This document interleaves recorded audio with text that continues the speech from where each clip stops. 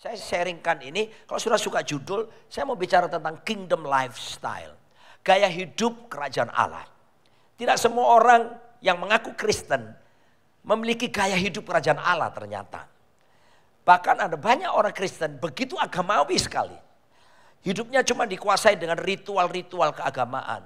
Tapi esensi kehidupan kerajaan Allah, Kristus tidak begitu nampak dengan jelas dalam kehidupan mereka. Nah, mari kita lihat. Sebuah pertanyaan besar begini, kenapa ya kita ditempatkan di planet bumi ini? Ini dia, Kejadian 1 ayat 26, Alkitab berkata begini. Berfirmanlah Allah, baiklah kita menjadikan manusia menurut gambar dan rupa kita, supaya mereka berkuasa. Berkuasa atas apa? Sekali lagi ya, bukan berkuasa atas manusia yang lainnya, tapi berkuasa atas ciptaannya Tuhan. Apa itu? Ikan-ikan di laut, dan burung-burung di udara, dan atas ternak, dan atas seluruh bumi, dan atas segala binatang melata yang merayap di bumi. Dengar saudara, Anda dan saya diciptakan berkuasa atas fasilitas yang ada di planet bumi ini. Jangan terbalik, ada banyak orang hidup dikuasai oleh fasilitas. Sehingga kalau nggak pakai barang berharga, barang bermerek, dia nggak rasa percaya diri. Saudara, bulan lalu saya diminta oleh Kementerian PUPR untuk sharing kepada mereka, khususnya yang beragama Kristen. Dan saya mendapatkan laporan dari KPK, karena hari itu tema yang diberikan kepada saya adalah bagaimana hidup bebas dari kepada korupsi, dari gaya hidup mewah dan sebagainya. Itu yang diminta kepada saya. Lalu saya temukan laporan KPK. Kenapa banyak pejabat-pejabat ataupun pegawai negeri kita yang kemudian masuk ditangkap oleh KPK, korupsi. Ternyata salah satu alasan terbesar adalah karena sang istri tidak bisa menerima gaji suaminya seperti itu. Tuntutan istri minta barang-barang lebih mewah. Terpaksalah suami harus korupsi dan membeli barang-barang termasuk hal-hal tertentu yang disukai oleh istrinya dan ditangkap masuk dalam penjara. Saudara kasih Tuhan, padahal kita ada untuk menguasai fasilitas. Bukan fasilitas, menguasai hidup setiap kita. Saudara, nilaimu tidak ditentukan dari barang yang kamu pakai. Harga dirimu tidak ditentukan daripada apa yang kau kenakan hari ini. Tapi kalau ada Yesus Kristus memerintah dalam hidupmu, kamu jauh lebih berharga dari segala sesuatu yang ada di planet bumi ini. Amin. Nilai kita tidak ditentukan dari barang kita pakai. Justru dengan siapa kita berjalan. Kita sedang berjalan dengan Tuhan Yesus Kristus. Kata berkuasa di situ, di dalam bahasa Ibrani, bahasa aslinya, itu adalah radah. Kata radah itu artinya to have dominion. Artinya apa lagi? Bukan cuma to have dominion. Beberapa to govern, memerintah. Tetapi juga adalah to be his representative on the earth. Menjadi perwakilan kerajaan Tuhan di planet bumi. Jadi kenapa manusia ditempatkan di planet bumi? Manusia Tuhan inginkan kita itu mewakili kerajaan sorga di planet bumi ini. Nah saudara kasih Tuhan, kita lihat itu tugas diberikan kepada Adam, manusia pertama. Tapi kita tahu Adam gagal, dia jatuh dalam dosa. Nah ketika Adam gagal jatuh dalam dosa, dengar, Adam tidak kehilangan sorga, Adam kehilangan kuasa kerajaan Allah. Generasi demi generasi gagal. Generasi demi generasi gagal. Sampai Tuhan pilih satu bangsa. Bangsa kecil. Bangsa itu tapi disertai, diurapi. Sampai Tuhan bilang dalam Keluaran pasal 19. Aku jadikan kamu sekarang bangsa pilihanku.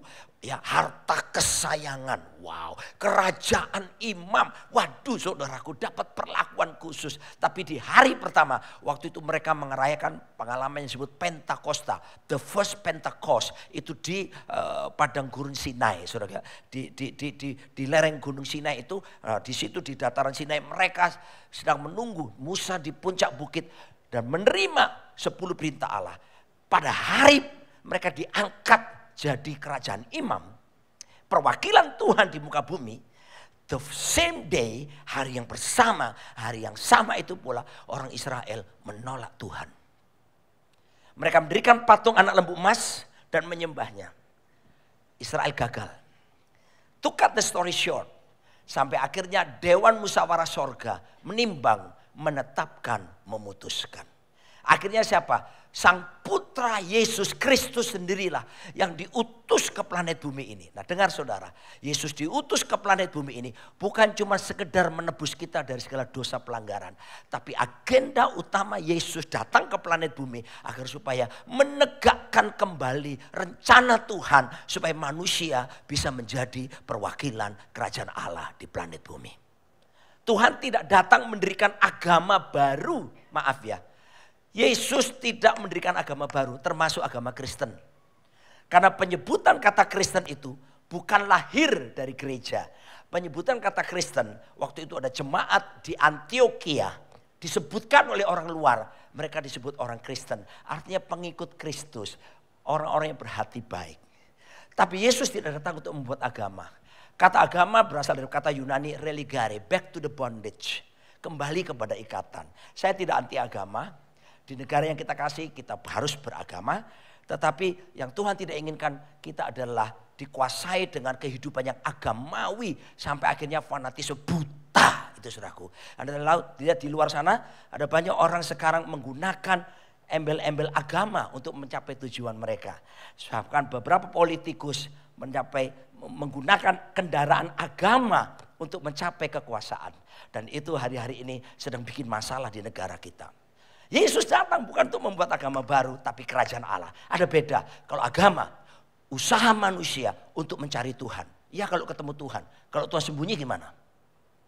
Tapi kerajaan Allah berbeda. Kerajaan Allah mengajarkan begini. Bukan manusia berusaha mencari Tuhan. Tapi Tuhan datang sendiri mencari manusia. Yohanes 15 berkata, bukan kamu yang memilih aku, kata Yesus. Akulah Tuhan yang memilih kamu. Berapa banyak saudara bangga saudara dipilih oleh Tuhan. Kunci F, kunci F, kunci F. Kunci F, haleluya. Mana yang lain? F. Rapture, yang lain rapture ya. Pengangkatan. F. Kita dipilih dari segala bangsa. Ayo nyanyi. Kita dipilih jadi umatnya.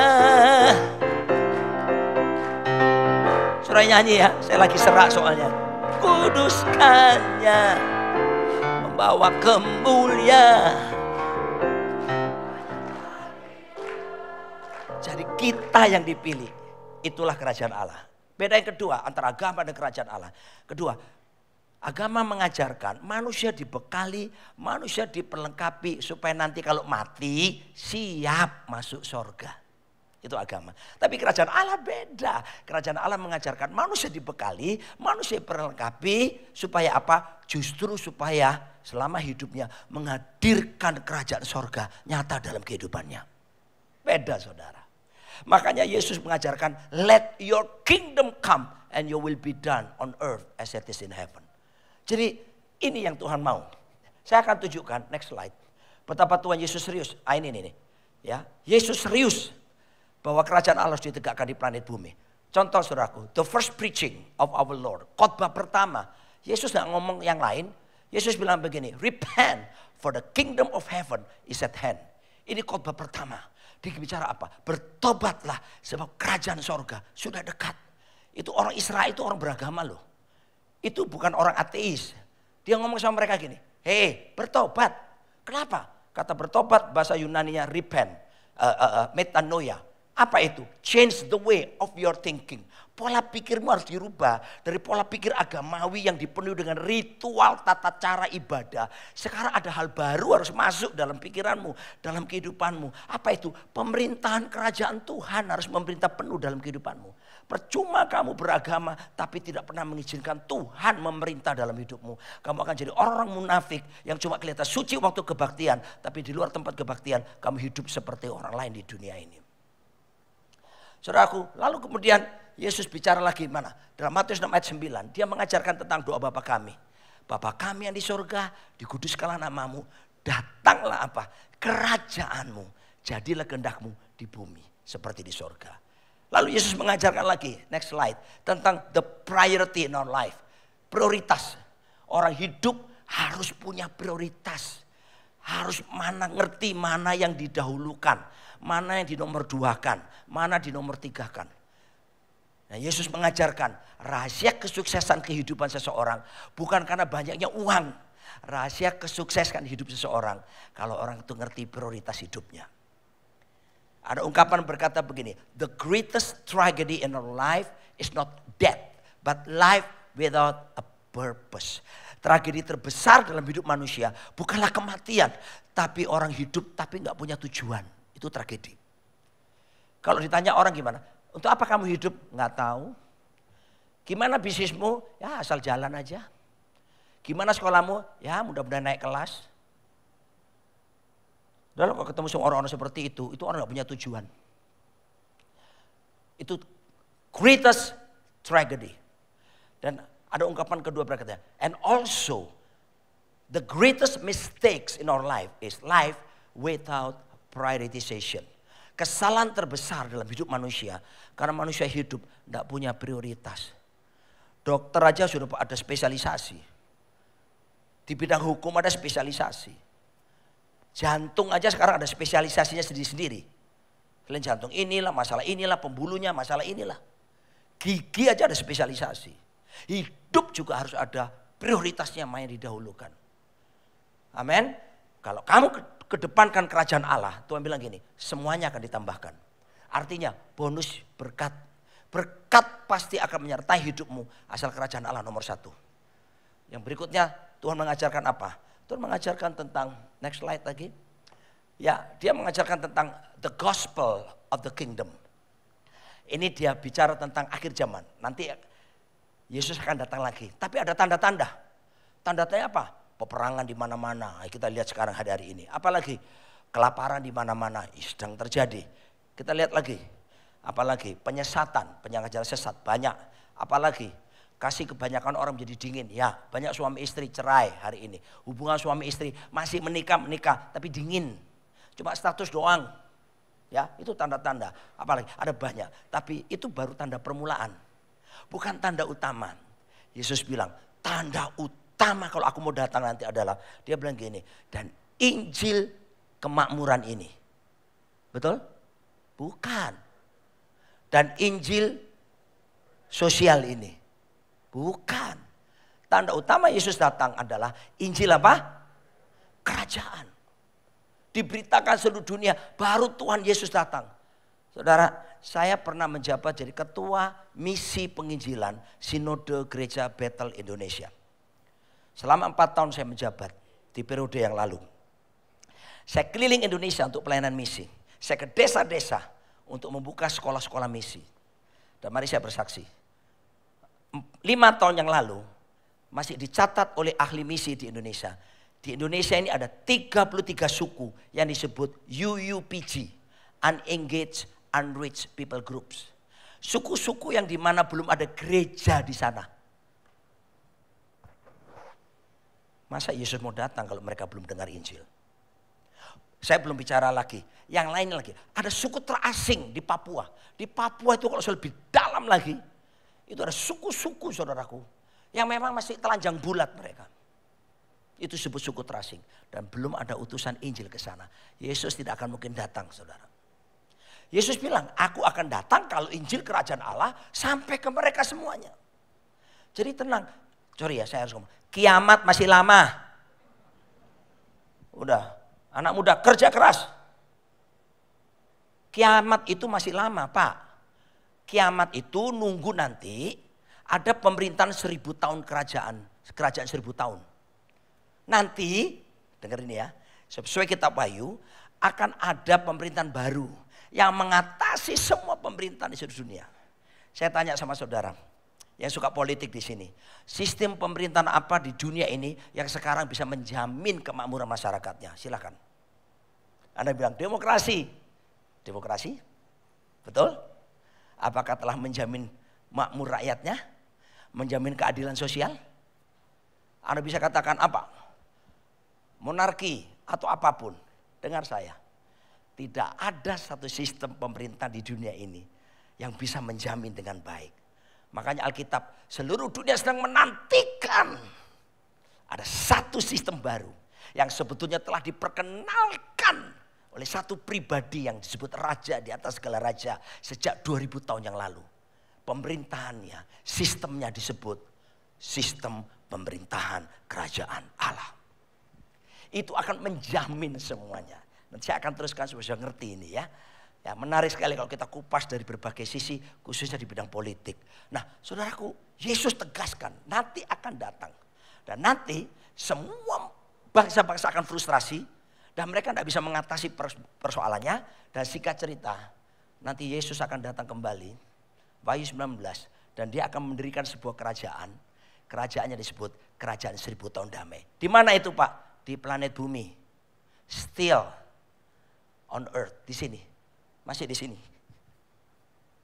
Kalau kita masih hidup loh ya, kecuali kalau kita sudah meninggal. Nah, begitu 1000 tahun damai disebut, iblis dirantai, dimasukkan dalam jurang. Sudah bisa baca di kitab Wahyu. Nah, selesai itu baru iblis dilepas, baru ada peperangan yang terjadi, peperangan hebat. Ya, di mana akhirnya Yesus sendiri yang mengalahkan musuh-musuhnya, dan waktu itulah kiamat. Baru ada langit, bumi baru, Yerusalem baru turun dari surga. Jadi ambil nafas panjang, kasih itu sebelahmu, kiamat masih lama. Oke. Nah, saya lanjutkan lagi. Nah, singkat cerita, next slide lagi. Saya mengingat waktu. Sekarang bagaimana sekarang saya bisa mengerti apa sih definisi kerajaan Allah? Saya suka definisi praktis. Ya, coba angkat tangan kanan saudara semua yang membawa tangan khususnya ya. Oke ya, jadi kalau ikuti gerakan saya seperti ini ya. Bukan sulap sembarang sulap, bukan sihir sembarang sihir. Katakan sama saya, kerajaan Allah adalah pengaruh pemerintahan Kristus di dalam kita, di antara kita, dan bersama kita. Ikuti gerakan saya, jangan angkat tangan terus, ini ikuti, ulangi. Ini lain sama yang tadi pagi, lain Mbak. Tadi pagi lebih penurut. Oke. Ini barisan bangsawan. Saudara tahu bangsawan? Bangsa ini Tangyawan. Orang-orang yang bangunnya siang. Oke. Kerajaan Allah adalah pengaruh pemerintahan Kristus di dalam kita, di antara kita, dan bersama kita. There is no space for sin anymore. Udah gak ada ruang berdosa seharusnya. Kalau Yesus memerintah langsung di dalam kita, di antara kita, bersama kita, kita akan jadi mengerti bahwa pemerintahnya bukan cuma di gedung kebaktian seperti ini, termasuk di ruang bisnismu, termasuk di ruang kuliahmu, termasuk di mobilmu, termasuk di HP-mu. Kamu tekan situs-situs apa? Orang lupa seringkali mata Tuhan sedang melihat segala sesuatu. Nah, hidup dalam kerajaan Allah artinya memberi diri Tuhan memerintah penuh di dalam kehidupannya di semua situasi yang ada. Nah, unsur-unsur kerajaan, jadi cara kerjanya begini. Bukan outside in, tapi inside out. Saya tunjukkan seperti ini. Tolong ya. Waktu Anda bertobat terima Yesus, jadi ini bukan agama Kristen, bertobat lalu terima Yesus. Lalu Yesusnya tinggal di mana sekarang sang raja itu? Betul. Di mana? Beberapa enggak ngerti. Cu Yesus Cenali ya? Hah? Cu Yesus Cenali. Cai was sinli. Di sini kan? Sadar ya? Yesus di sini. Oke. Kalau sang raja di dalam diri kita, saya tanya pertanyaan kedua. Kerajaan Allah ada di mana? Kalau rajanya di sini, berarti kerajaannya di mana? Di sini juga lah. Masuk akal ya? Oke, saya tunjukkan unsur-unsurnya kerajaan Allah apa. The first is power, kuasa. 1 Korintus 4 ayat 20 berkata, sebab kerajaan Allah bukanlah terdiri dari perkataan tetapi dari kuasa. Oke, sekarang saya tanya, berarti kuasa ada di mana? Kok beberapa ragu-ragu sih? Kalau jangan takut salah, saya tidak suruh nyanyi ke depan. Jadi Yesus ada di mana? Sini. Kerajaan Allah ada di mana? Nih. Unsur kerajaan Allah satu, kuasa. Berarti kuasa ada di mana? Di sini Pak. Bukan di luar sana. Banyak orang Kristen berpikir kuasa itu di sana. Kenapa? Ini ayat berikutnya. Dalam Markus 16 ayat 17 berkata, tanda-tanda ini menyertai orang-orang percaya. Siapa orang-orang percaya? Angkat tangan kanan. Angkat tangan kanan orang percaya. Saya mau lihat dulu. Puji Tuhan ya, orang-orang percaya semua. Jangan turunkan, jangan turunkan. Saya tanya, apa dibilang Alkitab? Mereka akan mengusir setan-setan demi namaku. Siapa yang mengusir? Saudara yang mengusir. Dalam nama siapa? Yesus. Kenapa kalau rumahmu ada penampakan, tiba-tiba malam hari ada suara aneh-aneh di rumahmu, yang kamu telepon pendeta? Saya tanya sekarang. Saudara, kalau jemaat masih 100, setiap orang ada masalah telepon pendeta, masih oke. Kalau jemaat seperti di sini 1000 lebih, maka mati mudahlah pendeta itu. Hei, kalau kamu tahu bahwa kamu sudah bertobat dan Yesus jadi raja, kuasa sudah. Cara kerjanya bukan outside in, inside out. Gini loh, saudara dan saya tujuannya diletakkan di planet bumi ini jadi perwakilan ke sorga, kerajaannya di muka bumi. Tujuannya apa lagi? Tuhan mau supaya yang tadinya tidak kelihatan sekarang jadi kelihatan lewat hidup saudara. Gak nangkep. Tuhan mau yang tadinya tidak kelihatan menjadi kelihatan lewat hidup saudara. Contoh, Yesus kelihatan nggak? Nggak kelihatan tuh. Kerajaan Allah kelihatan nggak? Nggak kelihatan tuh. Kuasa kelihatan nggak? Nggak kelihatan kok. Tapi Tuhan bilang harus lewat kamu tunjukkan. Contoh, ada orang kesetanan. Tuh, ada orang gitu. Nggak pakai toliongto, saudara. Aku langsung oh, nggak tahu ya generasi ini toliongto, kasihan. Milenial nggak tahu. Mereka cuma tahu long balat. Nggak tahu, ketinggalan. Cari review. Oh, pendeta nonton film silat, itu namanya pendeta akhir zaman. Oke? Nah, kalian harus tahu. Ya, jadi kuasa nggak kelihatan. Tapi waktu ada orang kesetanan, terus kalian bertindak dalam nama Yesus, setan keluar. Mungkin dia masih marah-marah, keluar. Terus dia teriak, dia keluar, dia sembuh. Orang-orang di sekitarmu yang tadinya nggak tahu, mereka jadi tahu sekarang bahwa kuasa itu nyata. Artinya kuasa jadi kelihatan. Kuasa itu sudah ada di mana? Di dalam dirimu. Kenapa tidak pernah kelihatan? Karena kamu tidak pernah mempraktekannya. Karena kamu berpikir kuasa itu dari luar, outside in. Cara kerja prinsip kerajaan Allah, inside out. Yang kedua, saya tunjukkan lagi unsur kerajaan. Next slide lagi. Roma 14 ayat 17 berkata, sebab kerajaan Allah bukan soal makanan, minuman, tapi soal kebenaran, damai sejahtera, dan sukacita oleh Roh Kudus. Saya beritahu, kebenaran, damai sejahtera, sukacita oleh Roh Kudus. Sekarang ada di mana? Sudah di sini. Kalau Anda ngerti prinsip ini, sukacita itu sudah di dalam. Loh, memang bisa saja kita mengalami kesedihan. Ada peristiwa-peristiwa menyedihkan. Tapi bukan berarti kita akan tinggal dalam kesedihan terus menerus. Lalu kita berpikir bunuh diri, lalu mati, gantung diri. Kita tidak ngerti itu. Kalau kita mengerti prinsip ini, saudara tidak akan mungkin berpikir bunuh diri. Sekalipun Anda punya masalah berat dalam hidup Anda. Karena apa? Bing-an, damai sejahtera sudah di sini.